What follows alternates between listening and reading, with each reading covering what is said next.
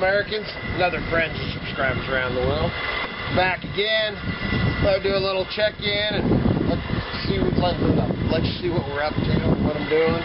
This right now I'm cleaning up some of the lumber and stuff, reclaimed stuff, and working on we'll go over here working on the floor in the sunroom. And what I'm doing over there is I had to dig, obviously, to make it level, so I'm digging up, the rocks, pulling rocks and dirt and stuff out of that. I'll show you in here first. And I'm taking the rocks and everything, the river rocks and stuff, the ones that are pretty and stuff, the ones that Miss Kitty, okay, and we're using, obviously, one flat, and I'm using those to finally,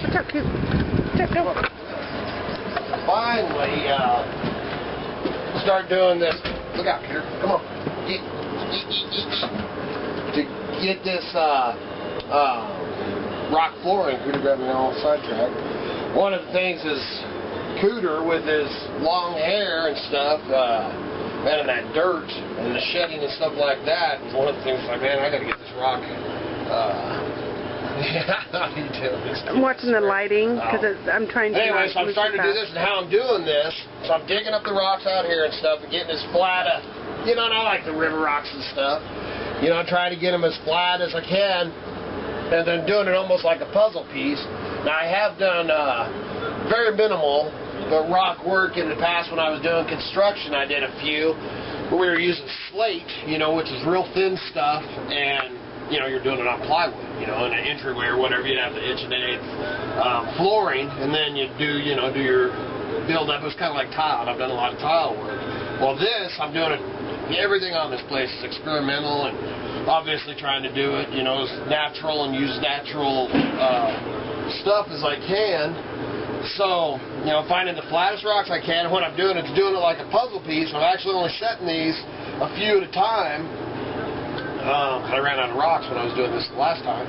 And what I'm doing is taking sand and some fine concrete, mixing it together, and I make like a base, after I dig and make sure it's going to sit, and then I kind of wet it down, I set my stones, and then after I get a section set, then I'm coming back and with the sand and the concrete, which I'd rather not use concrete, but it's got to stay, because the red mud stains, doesn't hold it quite enough without it.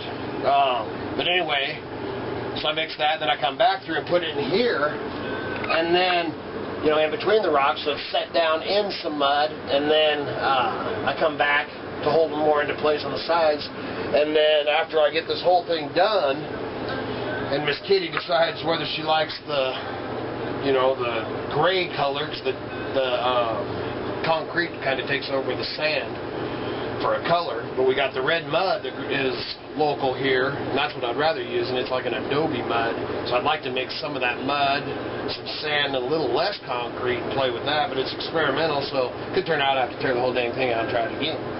So anyway, so that's what I'm using, the rocks that I'm digging up, so it's almost it's a reuse deal, because I'm digging them up, and instead of piling them up or carrying them out of here or whatever, I'm using the ones I can to do this for. So now we'll go over and take a look at this. Hey, Miss Kitty, I believe. So now we'll go over here and look at this. What we're doing over here. Of course, you got to go through all this crazy stuff. So now this here, what I'm doing, seeing, I'm digging, this is where I dig the rocks, and some of this, obviously, stuff like this, I want to build Miss Kitty one of the clay stoves, a cooking stove out here eventually. So I'll put these over in a pile over here and do them when, after I get all this done. So I'm setting these, and I'm kind of doing them piece by piece, too.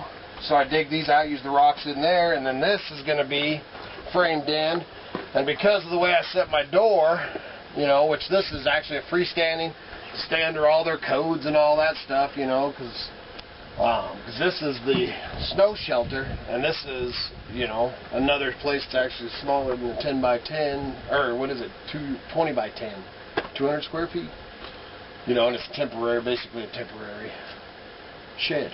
So stay under all that. I made a separate deal, and it's gonna be like a little greenhouse deal. I'm gonna put that old sink in here and stuff. But anyway, I ended up setting this door down as low as it is, and I can raise it some, but obviously not too much. And now Miss Kitty's saying she wants a door in here with a window, so now she wants me to change this door out too. But anyway, I'm gonna cut this. I'm gonna have this floor go along here, and there'll be a hole, and then I think I'm gonna go ahead and do rock work in here too to get down, because I can go down, you know, lower. But I've got to get a sink we need a place to do dang dishes. So I think that's about it. What else was I going to cover? Oh, the onions. You want to show them? Yeah, we can show the onions. Yesterday we went out and visited some friends and stuff, and that's something that you should check out on our, I could show it, but I have to go and get it. It's something that, don't like the... Well, I'm trying to get the lighting. All right, where do you want me? Over by the onions. Where do you want me? All right. It's something we picked up yesterday, some family and stuff up around Riggins and stuff on the Salmon River, and there's an old boy up there, and you can check it out, but he gave me this. It's on eBay, but he gave it to me to do whatever I wanted with, and I'd like to keep it, but obviously can use the money. But this old krill that, man, I wish that thing could tell stories, man, because he used it for years, and he's 70-something. And, man, it's even got a patch on the bottom that his late wife had sewed on there and stuff. You can check it out on eBay. It's awesome. But anyway, so we went up to McCall and stuff, went sending some friends and did a little treasure hunting, you know, and stuff like that up there. And when we were coming back, we came back over the mountain, through the mountains, dirt roads, and there's a bunch of the wild onions that are called, what are they called, Miss Kitty? Oh. You forgot? I did. But there's one species, if you're picking them, there's one species that's endangered. These are the ones that are not endangered, and they grow singly like this. The other ones are bunched up. And I can't remember. We just looked up the name and said, man, these things are the most potent little yeah, you don't need onions. A whole lot. No, they're amazing. Let me tell you, they're great sautéed with morels. Yep, amazing.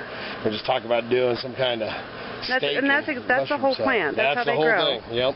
And so I'm actually going to plant a few of these and let them go to seed in our wild garden out there, our forest floor garden. So I'm going to plant some of these, and then we'll eat about half of them. But they're on, man. That's a high elevation.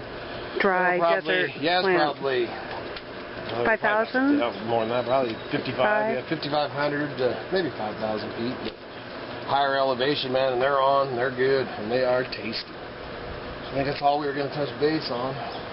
But, so you all have a wonderful day, and Happy Father's Day. Happy Father's Day, and then yesterday was my mom's birthday, so happy birthday, Ma. And you all have a wonderful Father's Day. We might do a little filming. I think we're going to go spend the day and play in the creek or something. All right, we'll see you later.